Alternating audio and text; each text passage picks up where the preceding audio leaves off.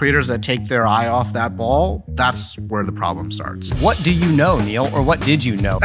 Is that a realistic future for creators? That is going to happen. Don't get any ideas from this, Neal. Would you want to choose amongst 10 artificially generated? No. It doesn't necessarily feel like a priority to YouTube. Why? The magic of YouTube is that we can upload videos to the platform and get paid through a revenue share model. And that technology that allows for that to happen was built in large part by Neal Mohan. We had an hour with Neal at the YouTube offices in New York City. So we asked as many questions as we could, and we gave him our feedback on the platform. In this episode, we talked to Neal about the impact of shorts on YouTube. We also talk about our concerns about AI-generated content, and we ask him what creators need to know about the future of YouTube. So if you have feedback for the platform or if you have other questions for Neal, you can put those in the comments for this video. All right, here's our conversation with YouTube CEO, Neal Mohan.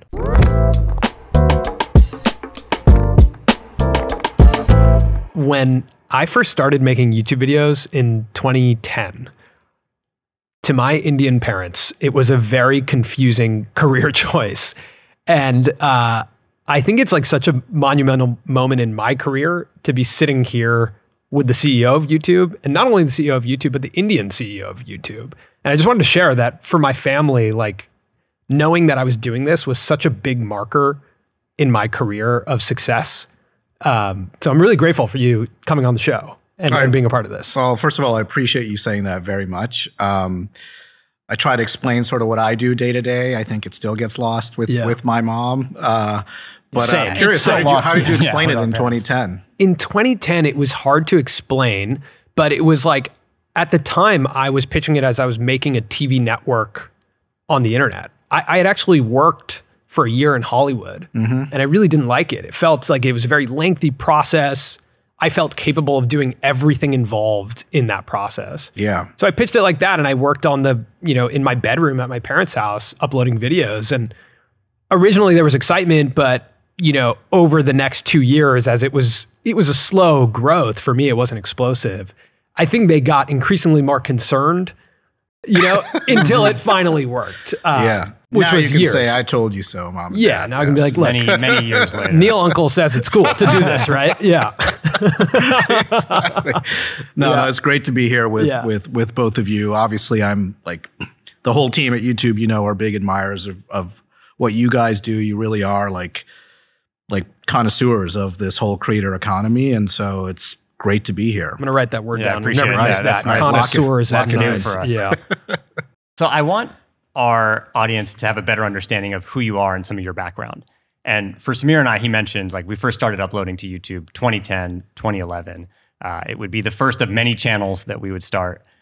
And I'm curious, 2010, 2011, where are you in your relationship to YouTube, your YouTube journey? Where are you at that time? Well, actually, to give you sort of the whole story, I'll start even earlier than that. So I've been at Google for a very long time, 15 years, and kind of roughly about half my time at Google has been at YouTube. And prior to that, I was responsible. I ran our display and video ads products, so I was on the advertising side of our business. But the reason why that's relevant is that before either I or YouTube were part of Google, YouTube was one of my biggest partners when I was at DoubleClick, helping run DoubleClick. And DoubleClick was the company that we sold to Google, and it's kind of like the infrastructure or the kind of the backbone of advertising across the internet.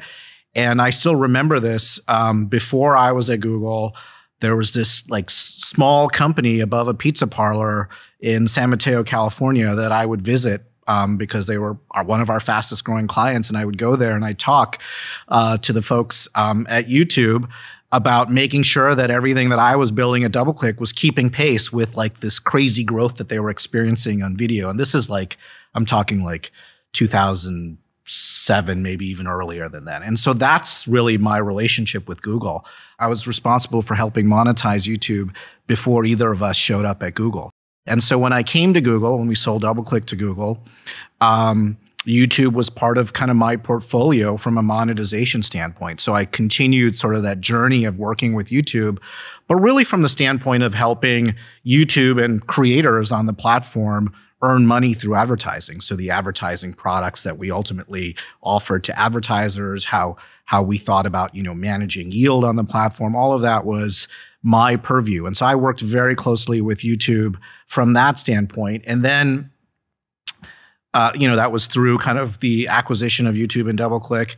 Fast forward a few years, come around 2015, my boss, who was on the ad side, Susan Wojcicki, my good friend, she was over at YouTube and she said, hey, do you want to come over and help, build products at YouTube? And so, of course, I jumped at that opportunity, to work with her again, but also to do what I was doing on the advertiser side, but bring it to the consumer vision as well as what we were building for creators like all of you. And so that's when I came over as the chief product officer back in 2015 now. And so my kind of relationship with YouTube has gone all the way back to 2007. I'm curious. I feel like for creators, it's easy for Samir and I to know like what we're best at. There's two of us. I feel like I'm more on the creative side. Samir has been more on the business side. Of course, they overlap, but we know what makes us unique and probably uniquely qualified to sort of succeed at what we do. What do you think makes you uniquely qualified to be a good CEO of YouTube?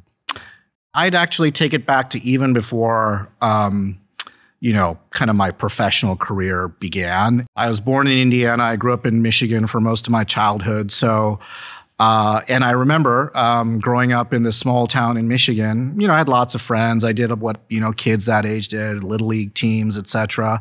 But I also remember sort of distinctly, and maybe you have, similar experience, I was like, there was like 2 Indian kids in the entire school district. The other one also happened to be named Neal. I think I was a little bit better at baseball than he was, but like we were like the 2 kids. And, there was nothing, nothing in particular about that, but I kind of noticed that.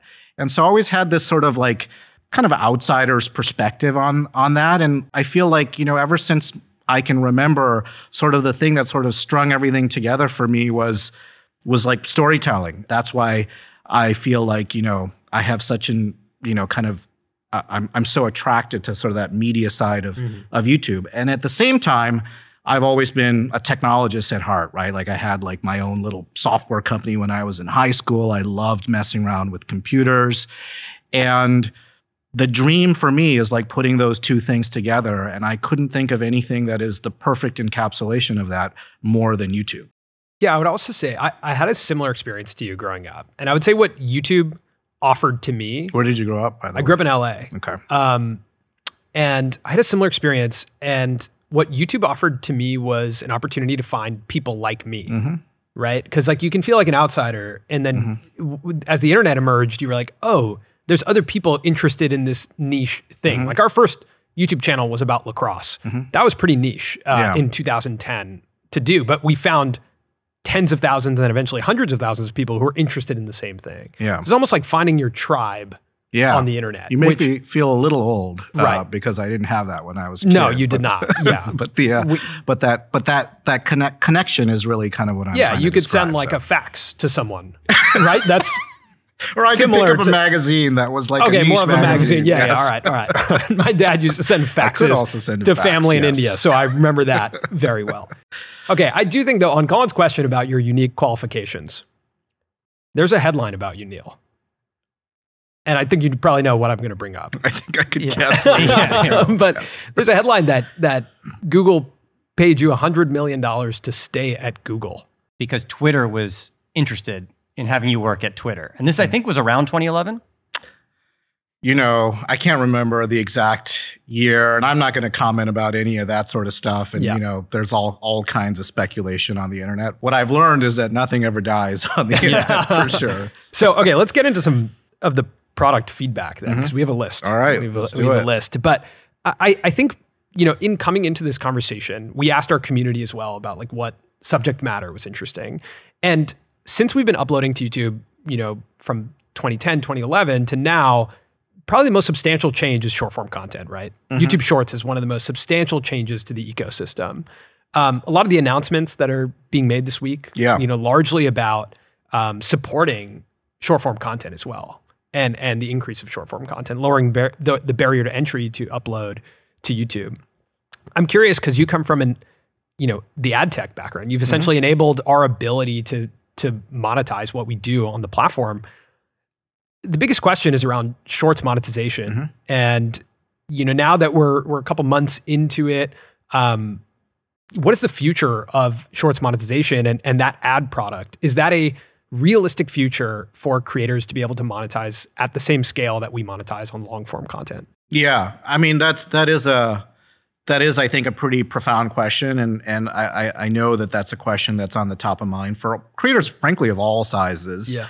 And I know that your community gives you that feedback as well. I'd say a couple things. First of all, this is going to sound cliched, but we really still are in the very early days of that journey in terms of Shorts and Shorts monetization in particular. I'll come back to that in a second. Okay. But the kind of one meta point that I would want to make is, we are very invested in YouTube Shorts, but we are also a long form platform. We're also a live platform. We're a podcasting platform in the sense of like this conversation we're having here. And so living up to that mission of being truly multi-format, you are creative people. You have a way of connecting with your audience. And what my job is to provide you with the tool set, the stage, if you will, to do that in whatever format works for you. And so if you were telling me that you were 100% all in on Shorts, I would say that's great. If you're telling me that you tried it and you're really 100% in on long form, that's great too. And so I just want to leave that meta message to all the creators out there that really, ultimately, it's got to be what works for them and their audience. So I'll say that on the creative side. On your question around monetization, my experience, and I've have built a career building ad products, is that it's really, really important to get that fit in terms of viewer value proposition, creator value proposition. On the short side, as you know, that is what we have been kind of maniacally focused on for the last few years. And then if we can get that right, which we feel like we have, Shorts, I think, has just surpassed 70 billion views a day. Back in January, that number was 50 billion. So it's continuing to grow at an incredibly rapid pace. Then the monetization pieces will come because the audience is there. And we know at Google and YouTube how to turn that into ad products that work for the viewers and therefore work for the advertisers. And I would just say that we are still in the early days of that journey.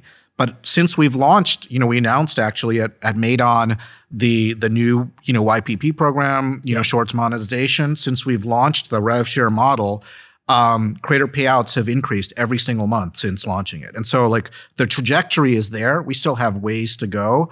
But that is going to come through the invention of ads products. You've already seen, I think, both on the direct response side and on the brand side of our advertiser products, a suite of products now that, frankly, some of didn't even exist 12 months ago. So imagine what it's going to look like 12 months from now. So I think we're on that journey. The monetization is going to be there. My vision is that both in terms of audience building and in monetization, it should be really about what the creators are looking to do, and then all those pieces should take care of themselves. So we're in it for the long haul. I'm very, very committed to it. It's the reason why we have a robust, scalable program around Shorts monetization, as opposed to say like a fund or something like that, is because I think that my experience is that like we know how we're going to get there.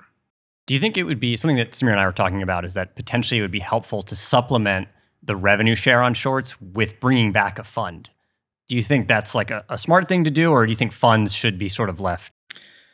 I think from my standpoint, I really, I share this with our team all the time too, is we really want to do the right thing from a long game perspective. And really the only answer to this is to continue to build that monetization capability really from the ground up. That means good advertiser-facing products for brand use cases, for direct response use cases, making sure that they work from a user standpoint, that there's guardrails in terms of, protecting the user experience. And ultimately, that's what turns into creator revenue. That I think has to be like the focus of our teams. I think, a fund was a way for us to sort of get things off the ground in the near term, but funds are not scalable. And I don't think funds show long-term commitment, and they don't for a couple reasons. One is like they really are limited to the purview of a handful of creators, but also they they don't have the predictability of the YouTube Partner Program. Like one of the things that I'm very proud of is that the YouTube Partner Program is pretty transparent and it's broadly predictable. Like the rev share concepts, the mechanics of the payouts, how it moves from an ad dollar ultimately to a creator dollar, like that's pretty transparent. And so I would rather replicate what we built on the VOD side of things to shorts as opposed to like a fund, which I just don't think scales. But what do you guys think? Yeah, I think, candidly, we were heavily invested in shorts last year, and it brought us substantial growth. I think one of our fears was that some of that growth was subscribers that were interested in the content we're making on short form, and a subscriber that enjoys short form content versus a subscriber who will sit for a 2-hour podcast. And that was a challenge for us that we were like, I don't know that we want to carry that into this year. So we've reduced our short form output, but we've actually extended our episodes to be way longer. Now we're in the 2-hour plus range, and we're seeing our watch time go up, which is bumping our CPMs, and our AdSense revenue is at the highest it's ever been. So I think on shorts though, what I will say from a feedback perspective, the most viewed Colin and Samir videos on YouTube are shorts that are made by other people. Now, no one, at least that I know, uses the remix tool for that, right? They're downloading the content, re-editing it, and uploading it. And from a brand perspective, that's totally fine. Like Colin and I view it as the more our brand can get out there, the better. We're building a brand. But what I'm curious about in the future is like, how can the Content ID system be enhanced so that does become mutually beneficial for creators? Where the remix tool is unlikely, I think, at all times to be used, right? People are going to download and cut it in their own way. How can we track that? And can we have the option to say, hey, we'd actually like this short to link back to our video. Or, hey, maybe we want to share revenue because you're using our source material. Yeah. It's an interesting question. I mean, first of all, I think you guys know we do have community guidelines that are against, taking people's content verbatim and just kind of uploading it, right? Like all that sort of thing. But I think what you're describing is like, it's sufficiently derivative in a way that could ultimately sort of work for you. It's also, but I would say like the cultural guidelines between YouTube creators are different than the community guidelines, right? Sure. And there are comps even like the NBA with their playmakers. Like that's beneficial for them, for creators to have access to the footage. Yeah. And there are creators at scale where it's kind of beneficial for us too, if people want to create with it. Yeah, no, it's interesting. I mean, it's definitely something that Content ID has worked really well, I would argue, for our overall ecosystem around broadly that sort of use case that you're describing. So, so I will noodle on that. I guess I'll ask this, but I'll suggest it more so. Is like, I think the way that it can work, because we found that Content ID does not pick up when someone adds their own subtitles even, right? When they tangibly change the visual of it, it's going to not necessarily pick up. To me, it feels like our voices or something recognizable that potentially will need to be protected or need to enter into that system eventually would be the best way to track if someone's using our content. Yeah, I mean, look, we're looking at all of those things, and I mean, some of that is we're looking at in the broader context of sort of how video, audio content is going to be transformed with, all the AI tools, et cetera, that are out there as well. So I think generally, conceptually, we're thinking about all those things, but this is probably the way that we're going to figure it out, is like conversations with creators. I mean, it's kind of what I do. It's what our teams do. So this is the type of stuff that's going to go into the design. And whether it works exactly the way Content ID works in a very, very, very specific way, like kind of a mash, a match of a hashed kind of video, audio type file.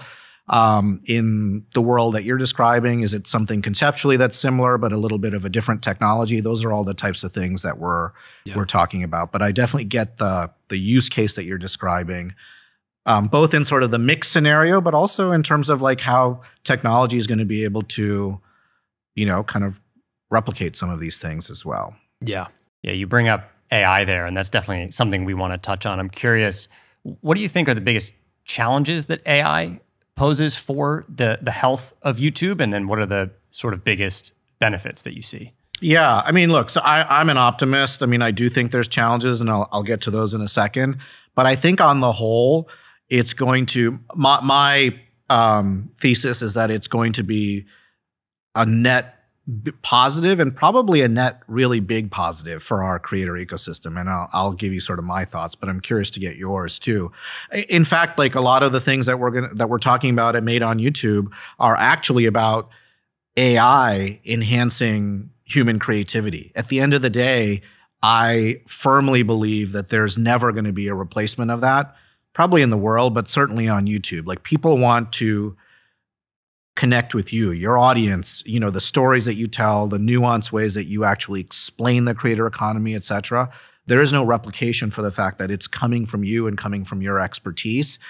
Having said that, I do think that there's things that we will be able to do with AI that will enhance that profoundly. And it will show up in terms of creator tools, right? Change my background, enhance my video in this particular way, augment it with this video that I've been able to generate from, say, a text prompt. Like all of that is like super, super magical, and I get super excited about it, but it's not a replacement in any way for our creators.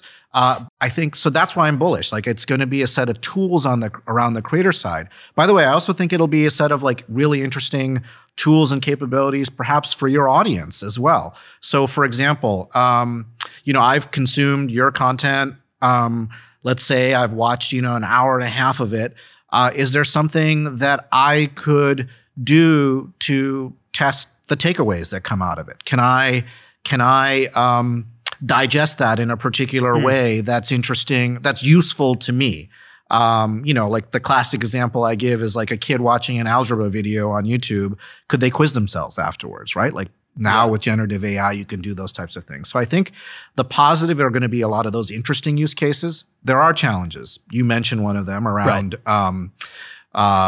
you know, things like creator rights and those. That's a very important sort of critical thing to think about. And then the other really big challenge that I think we will put a lot of resources to, and I think ultimately we can handle, but is going to be a challenge, which is around, you know, responsibility and making sure that we're dealing with things like deep fakes and, you know, potential misinformation, because the cost of that has become really low with generative AI. We had an interesting scenario that happened to us because our voices are like so incredibly available on the internet, right? So our voices were cloned. It was as part of our interview with Mr. Beast. Basically that conversation was taken, our voices were cloned and our lips were deepfaked to talk about an online casino that Jimmy was opening with a link to put in credit card information. We were able to get it taken down very fast. It was not on YouTube. But that to me feels like the future is like, is there a name? And would you describe that as like a true deep fake, or like kind of like a shallow fake where like somebody just, I think it was clear that if you look closely enough, it was a scam. If you looked closely enough, yes, but but a lot of people, a lot of people don't. I think like the world glances, they don't necessarily read, right? I think also our assumption is that this is only getting easier to do. Yeah, like it's the worst. Only looks better. Yeah. I think like a name, image, and likeness ID is something that I think will be inevitable for creators, right? Like we will have to protect that. Yeah. And do you think that is that's like an active conversation in the creator community? I mean, obviously you've thought a lot about this. I get some of this feedback when creators talk to me, but I'm curious how deeply penetrated this type of thinking has been, because I have to say that even a few months ago, it wasn't a top of mind thing in a way that I thought it might be. I think it sometimes comes up in like fun conversation around even licensing in the future, right? Like, can someone license our voice for a podcast ad read? Can they generate it themselves? Even when you think about ad tech, like you'd have to assume that advertisements could be generated in the future, right? For sure, So like, can you license your name, image, and likeness for that and say, hey, you have access to this, you can generate an ad. So more as like an affirmative opportunity versus a I think that it's both sides of the coin, right? It's both sides of the coin. It's exciting and it's also scary because, you know, what do you do when you don't have control? Yeah. I also think right now we may be uniquely experiencing it perhaps more than some other creators because obviously like in that episode with Mr. Beast, he is someone who is linked to money and giving away money. Yeah. Right. So that's easier. I'm sure finance creators have that problem. I know they have that problem in the comments with like bots and things like that. There is I imagine though it's something that like we may be a little bit ahead right now in terms of having that fear and optimism.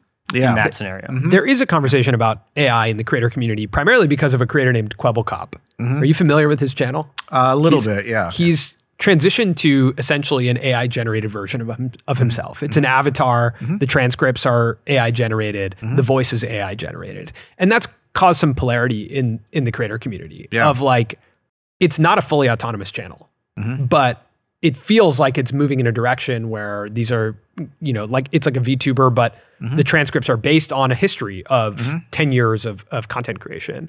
That has caused some polarity of like, is that a positive or negative for the ecosystem and health of YouTube? What do you guys think?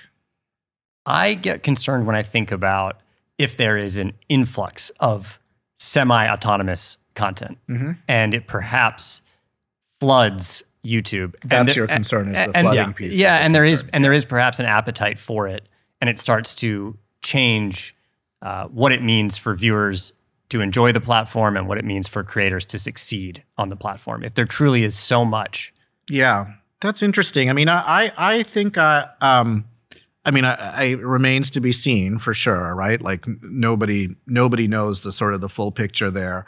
My feeling is, and this has been my experience on YouTube, and it's which is the content that audiences want to see ultimately is sort of what rises to the top. And, you know, our corpus is pretty enormous already. And there's a, you know, distribution of, you know, engagement with videos. They're not all sort of created equal. Now, you said something, I think there, Colin, that I think is interesting, which is like, the fear is maybe the audiences gravitate towards that. Yeah. That's certainly a possibility. I still come back to the fact that like what really, really makes YouTube what it is you guys. Like it's creators, and it like creators are like human beings, right? Like we watch live sports because we want to see the best humans compete against each other in that type of an environment. And it's like, that's a form of storytelling because you're connected, you're invested in those people that are there, as opposed to if they were like bots arguing, you know, playing against each other. And so that's my take. Just quickly on live sports, and we'll get deeper into live sports, but I also think that it's the best unscripted content out there because you don't know where it's going. Yes. Right? And that I think is becoming harder and harder to find the more content gets uploaded on streaming platforms and on YouTube. It's like, we kind of have a sense of the storytelling formats now. Yeah, although what I was going to say is the reason why you gravitate towards maybe sports in this case is because it's like a real human being and you don't know where they're going. It's a story that's unfolding. And I think that aspect is, back to your kind of original question, that's going to remain. Yeah, well, I think also that everyone has a feeling of ownership over YouTube as a creator of like whatever got them into YouTube. And then a fear that YouTube will look different, right? Like we as creators constantly talk about what the meta is of the moment. And like when we really got into, when we started the Colin and Samir channel, was during what we call like the Casey Neistat era, when Casey was vlogging and it felt so uniquely human, you know, and now we're kind of in this, I'd say, format-driven era of challenges and game shows and almost like the reinvention of reality TV onto YouTube. And so I think everyone has like a fear that the meta changes to something that they're uncomfortable with. But it is, at the end of the day, I think the AI fear comes because audiences actually might like it. If you look at like animated content, you know, if one of the arguments was like, if SpongeBob was an AI generated voice and an AI generated transcript, would you care? Probably not. I mean, although I just still think that, like, you know, whether it's music, whether it's creative content, like what you produce, what creators produce, like that human aspect of it, I just think is going to be like core to what YouTube is. I mean, I do think that one of the kind of our lifeblood and what really distinguishes us from any other platform out there, even in this multi-format world, even with things like trends and kind of the thing of the day, is like creators. Like what I love to hear, for example, is when, you know, creators describe their experience with YouTube Shorts, is like they say things like, oh, when I'm on YouTube Shorts, I feel like my audience remembers who's on the other side of that camera. They remember my face. And as opposed to like, you know, just zipping through kind of a feed sort of thing.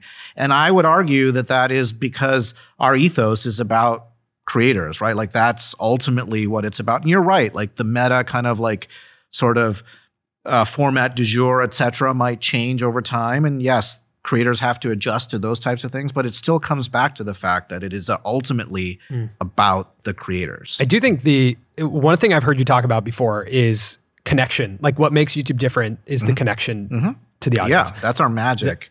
And I think that's, for us, we push a lot of creators to think about the concept of building depth with their audience rather than just sheer width. Yeah. And for us, that comes in the form of very long form conversation. We're able to build depth with our audience through that.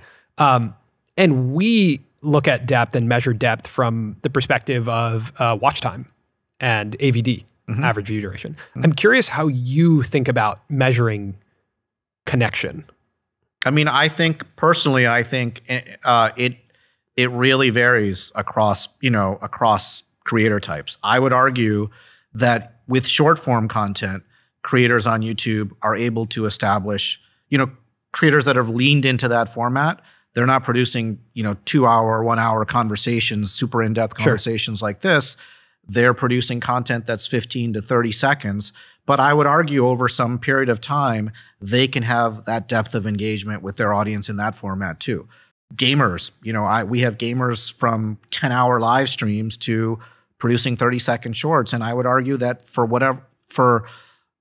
that varies from creator to creator.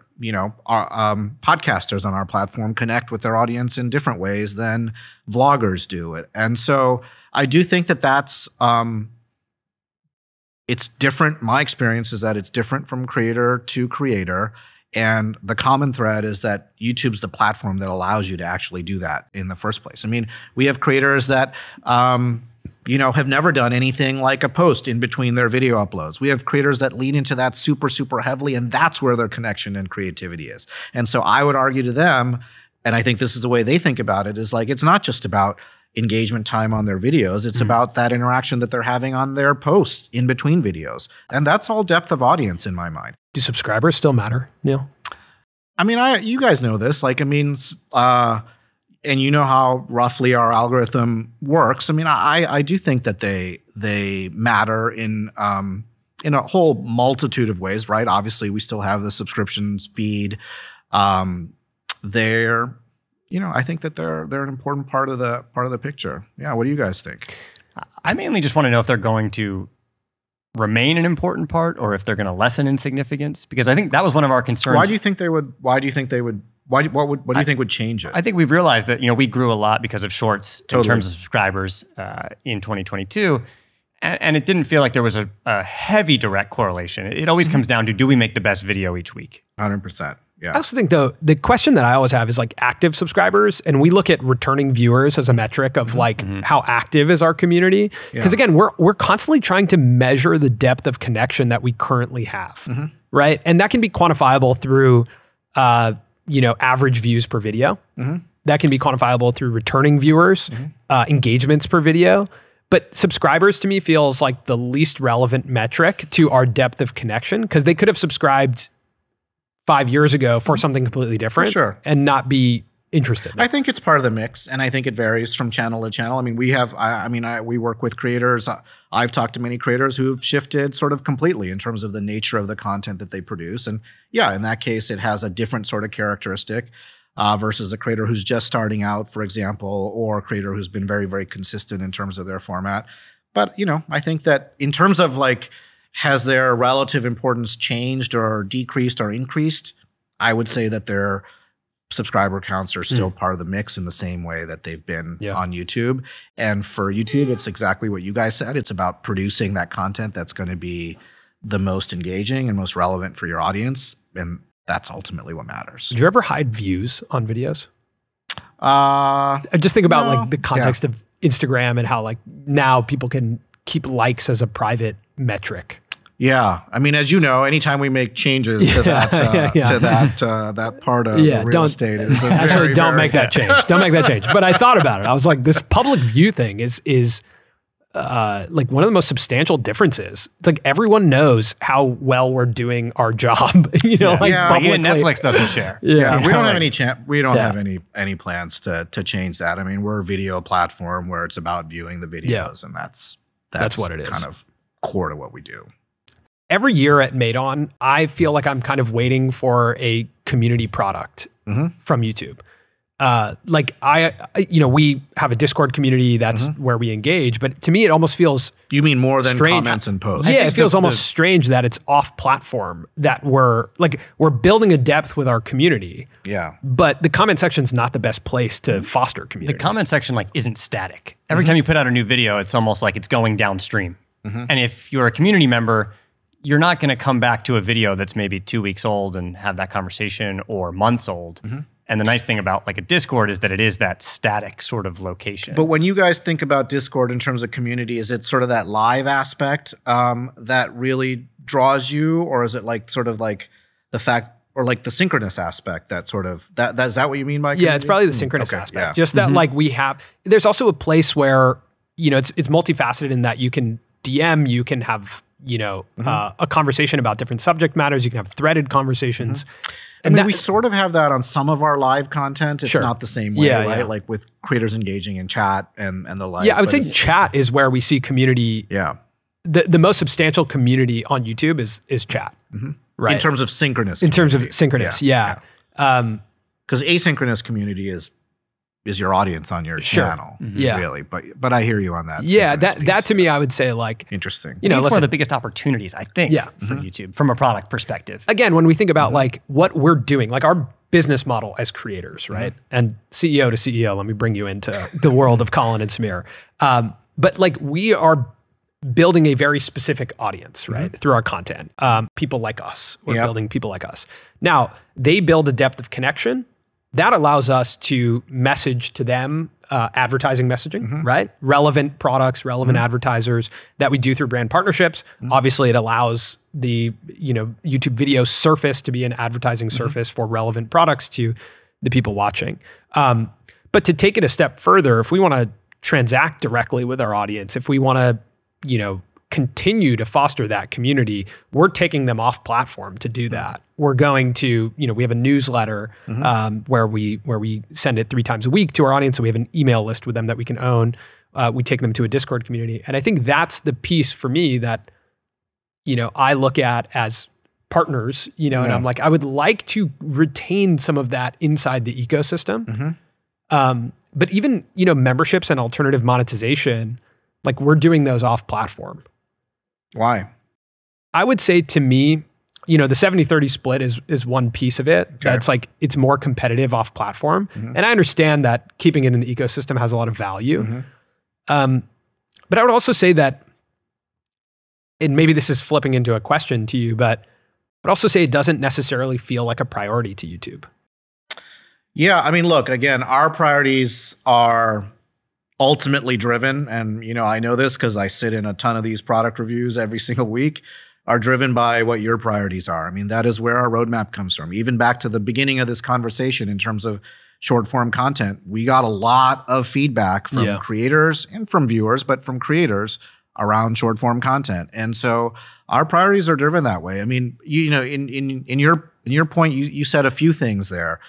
You talk about creating those commercial opportunities that feel relevant to your audience. I mean, that's obviously our ads business. We should continue to enable that monetization for you, but we've been investing heavily in enabling shopping opportunities for our creators. And, whether they're physical goods, whether they're services, we really do want to enable it. We want to have tagging in your videos, right? Like I think the latest stat I saw was something like 150 billion times we've served up a piece of content, whether it's short or long form, with a shopping video. Quick aside on that point, we just saw from one of our team members that we made like a significant amount of money in a short that linked through YouTube shopping to our products. That's awesome. It had 36 million views. It made more than the ad revenue on the short. So I think those are going to be the types of opportunities. Which is significant. And we want to have that, back to your point. Like we think it's good from a viewer standpoint, or viewers tell us this, to actually have that be as frictionless and seamless as possible, because they don't want to get away from what they were on YouTube in the first place doing, which is watching your content. One thing I think is substantial that we talk about quite a bit internally, and don't get any ideas from this, Neal, but I do think it's like very substantial that YouTube doesn't ask to participate in like our brand partnerships business, you know, like, or in the businesses that we're building on top of YouTube, or even that are linked through YouTube. I do find that, like, when you look at the pie chart of a creator business, like brand deals is going to be probably one of the most substantial, or merchandise if you're a different type of creator. And those are both businesses that we get to build on the platform, or utilize the platform to build, but retain all the revenue. Yeah, I mean, I'll just tell you sort of my philosophy on that. And this has gone, you know, and I've been, you know, building products at YouTube for a very long time. It comes back to me about YouTube needs to ultimately needs to feel like your home, and needs to continue to feel like your home. And so when I hear about those types of opportunities that are off-platform business building opportunities for our creators, I think that's awesome. As long as, like, you know, they feel like their home is still YouTube, their audience is on YouTube, we're enabling like this whole, you know, broader ecosystem outside of YouTube, but those creators are still YouTubers. Their audiences, and that's really what I care about. Having said that, like, should we make some of those things easier? Yeah, we're investing in shopping, first party, being able to link to third party. We have an affiliate program. We want to create all those opportunities, channel memberships. We're investing. We're trying to build those products on platform. But if there's ways that you generate money off platform through a newsletter or what have you, like, to me, I think that's pretty awesome, because your home is YouTube. That's where you're building your audience. And that's ultimately, I think, great for you, but it's also, frankly, great for YouTube. On the flip side of that, I'm curious how you feel about creators who are finding off-platform opportunities that are also content driven by advertising. If you think about one of the comments that we got in our Discord was about Emma Chamberlain and the fact that her podcast is exclusive to Spotify.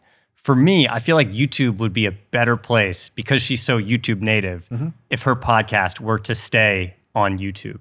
Yeah, I mean, I'd love to have her podcast on YouTube. I mean, we've you know, podcast. I mean, you guys know this. Like, we've been investing. It's interesting. Without having us have done much, frankly, you know, that's on us. We're one of the world's largest podcasting platforms today.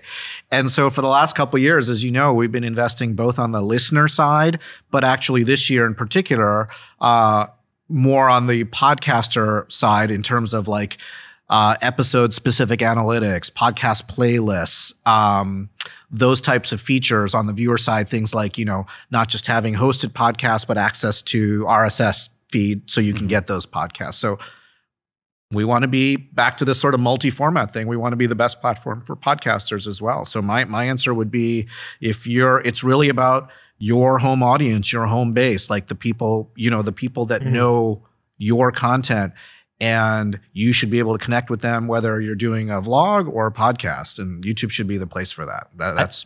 That's back to this sort of home-based argument. I think for us, and this might be a little bit of a reaction to shorts, Samir and I think, feel very attached to long-form content and to protecting what we see as the bread and butter of YouTube, which is long-form content. And I look at Emma Chamberlain's podcast, or creators like Michelle Carre with Challenge Accepted or Destroying, and I think, man, I hope that YouTube can keep these people on the platform.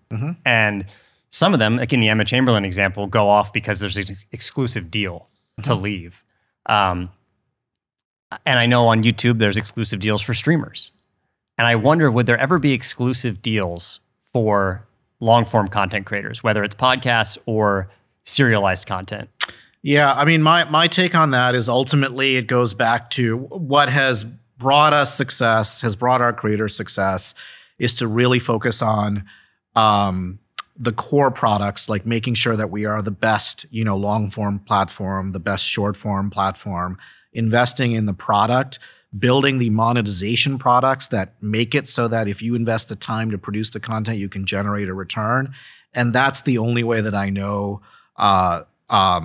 success comes in the long term. So that's what I'm going to focus on. That's what we're going to focus on. And so because otherwise I feel like everything else is sort of kind of short-term in nature. Okay. Let's talk about the NFL deal. NFL Sunday Ticket, correct me if I'm wrong, but I think the largest deal in Google history. I mean, we do lots of deals at Google. A big deal. It is $14 billion. An important investment for sure. So, are you a big football fan, or? I'm a sportsman. Yeah. Right, okay. Yeah. I watch sports. I actually, funny enough, watched Sunday Ticket on YouTube TV in the split screen view, which was super cool. And this NFL deal to me feels like a pretty substantial moment in YouTube history. And I'm going to give you one feature feedback thing here on YouTube TV, because I know you were heavily involved in YouTube TV. But when I'm watching the NFL on YouTube TV, is there a reason I can't go into a YouTube video? Like, wouldn't it make sense if I could watch like Destroying right after, or in the commercials of, YouTube TV, that I could just watch a YouTube video? I have to go out of YouTube out of YouTube TV and into YouTube to watch YouTube. Yeah, I mean, so that's really interesting. I happen to be a big... What I would like, and what feels good to me, and I know you can watch Sunday Ticket on YouTube, but you're bringing a ton of audience to a YouTube ecosystem. I would love for that audience to be able to discover us. Yeah. And maybe it's like, I'm just curious about that. So what I tell you on that, Samir, is I do think that is going to happen. And I think it's going to happen kind of in both directions. I mean, there's obviously the NFL has an audience. That audience is on YouTube or YouTube TV now. But I also think, there's a latent audience that was on YouTube that is also now going to be more interested in the live games that we have. So I do think it's going to go both ways. And so I think that the short answer to your question is there's no reason why those types of things should not be enabled. Like, I think that they're all pro user, they're pro creator. The great thing about the NFL is, one of the reasons why they partnered with YouTube is because of our creator ecosystem. You've seen it in the amount of content and amount of access that they're giving to creators, but also the amount of just kind of content that's produced organically around live games, which was happening, by the way, before Sunday Ticket, is enormous on our platform. And now that the live games are actually there, that's just going to grow as well. And, so I think that, but in terms of like user choice, like you don't need a dish on your house anymore kind of a thing. In terms of like the technology innovation, back to building products like multi-view, like I love it when we get so much positive feedback on that. And then the third thing is like the creator ecosystem. When we meet with the NFL from the commissioner on down, they are very focused on that because they know that's what their fans want, particularly their younger fans. On the creator ecosystem piece, Colin mentioned the NBA playmakers and creators being able to create, certain creators being able to create with NBA content. The NBA rights are up for grabs next year. Do you see that in the future of YouTube? I mean, so first of all, the NBA is a big partner of ours. We work with the NBA. We've worked with them for a very, very long time. They have one of the largest sports channels on our platform, and they're very leaned in, as you've seen. Like, they've been working with creators. They have been working with their own content in many, many different ways for a very long time. Right now the focus is making sure that we have an incredible Sunday Ticket experience, NFL experience for our fans on the platform. So there's probably nothing I'll say about that broader sort of rights conversation, other than the fact that, they're one of our close partners, just like the NFL is. And really, again, their interest in YouTube is for the same reason, which is that's where their fans are, particularly their younger fans. And the expectation of those younger fans is they want to consume all of that content there all in one spot. So like your example is actually, I think is a very consumer-driven example. Our largest and fastest growing screen, as you guys know, is the television screen. And the expectation of young people is they want their live game there alongside their favorite creators. And that seamless experiences, I think, is going to be part of the magic that you're going to see here. I think one of the most interesting things is that while I was watching the NFL Sunday Ticket on YouTube TV, I was in the off times scrolling shorts. And the fact that you can have me on both of those devices feels pretty substantial to the future of the platform. And I think if we can connect where the long form creators fit in, like where does Jesser fit in if I'm watching a live NBA game and then shorts, and then can I go over to a long form gesture video? That to me, like that's the mutually beneficial ecosystem to us as long form creators. So I couldn't agree with you more. I mean, and one of the reasons why I've been so excited about, I mean, I happen to be a sports fan myself, but like a big reason is like these types of like very pro viewer type use cases that like work for our creator ecosystem, but also then work for the sports leagues as well. So I'm all in on that. We do have to ask you what you watch on YouTube. That was requested from Marquez. Yeah, directly to you. Yeah. Well, what do you actually watch? I watch obviously you guys. I watch a lot of Marquez. It's the right answer, Neal. Yeah. You can just stop with us. Just stop. Yeah, there it is. I do watch straight a lot from of the his YouTube content. CEO. I mean, I watch a lot of the creators that, you know, people that you've had on your program. Let's see what else. But I watch a lot of, you know, my sports highlight reel is on YouTube, right? Like I watch a lot of sports highlights. We're a big music household, so you know everything from Taylor Swift to Olivia Rodrigo and everything in between. Those are kind of and they're close together. Yes, we have young daughters. I'm saying, aren't they? They're a little bit, a little bit of a battle right now. Neal. Yeah. So you might just you got to pick a side in our household. They're both okay, very popular. Yes. So yeah, I mean, I could go through a whole list of creators that I watch on a regular basis. I have one more question for you, and I feel like I have to ask you because I get the opportunity to sit with you here. If you were CEO of Colin and Samir, what would you focus on right now? That is an interesting. Well, first of all, I'm going to say something very naive because you guys have probably thought about it a million times more so than me. So, but again, I honestly would come back to, you know, because I get a lot of this. I get these questions from creators regularly, and my sort of kind of point is, and I don't need to tell you guys this because you know this probably better than almost any creator in the world, is it really comes back to connecting with your audience, doing what you really find to be the most fulfilling way to do that. So I'm honestly repeating back some of what you said, which is like that depth of audience, like really building that, establishing that home base is the basis of where all the opportunities come from.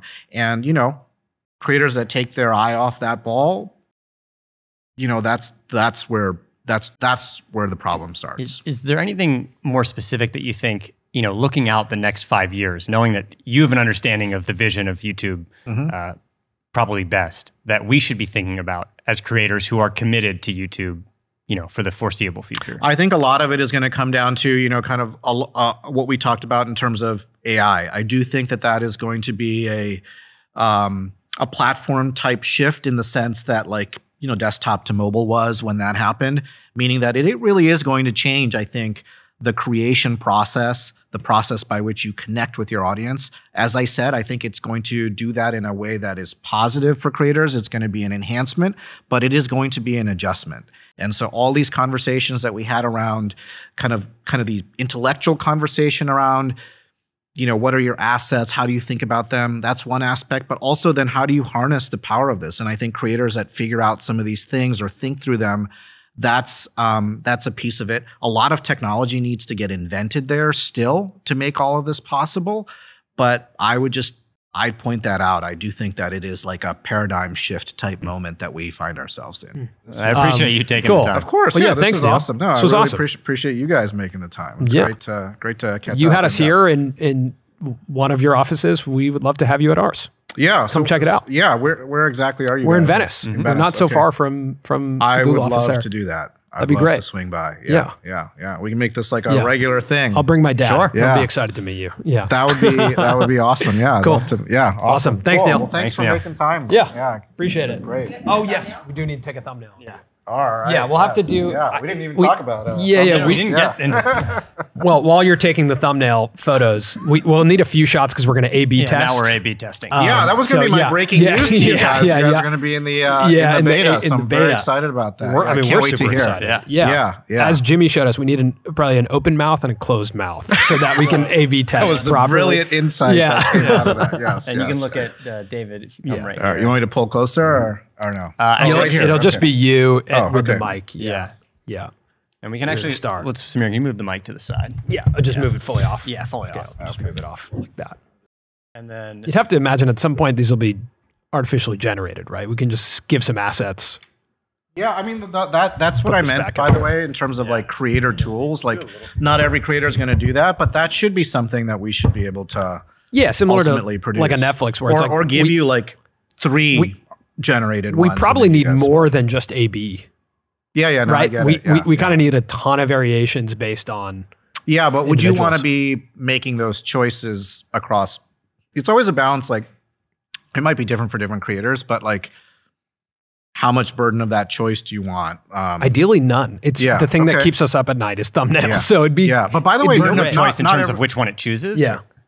Would you want to choose amongst 10 artificially generated? No. Right? Like, no. As long as I felt they were representative of our brand, I would be happy with it. But would you want to have the last right of refusal on that? Yeah, I would want to have guardrails. Like you'd want to check that box, basically. I would want to have guardrails to say, like, here's what I want in a thumbnail, but then, like, I'm happy for you to choose it based on the user. But you still want to be in the loop before it posts. Yeah, keep me in the loop, Neal. Yeah. Like, let me know. Let me know what shoot, like, just ping me and just be like, is this one cool? Yeah. It's but good. I'm sure there will be creators ultimately who will say, if I define the guardrails, off to the races. Oh, for absolutely. sure. Yeah. I think also if that, the kind of AI assistant in studio gives me some of that and it's just like just recommends. That's what I mean. Just recommends or just, hey, based on CTR, let's go in this direction. Think about this. That's super helpful because we are, as creators, we are riddled with self-doubt. Yeah. It's very hard for us to make those confident choices and we will change it constantly. And if that was matter, and we're all trying to figure out YouTube, but it's an ever moving target. Yeah. Well, now you guys know so many of the, like the algorithm people, like you can just talk directly to Todd. I mean, we know you, so we can just we'll just go straight to the source, Neal. Yeah. Again, you can just send the thumbnail options. Product ideas out of this conversation. I'm gonna take these back. We'll text you thumbnail options. You can let us know what you think. Just straight from the CEO. Hey, actually go with this. You'll be our A/B test. And we'll say, look, Neal said this one's going to work. So.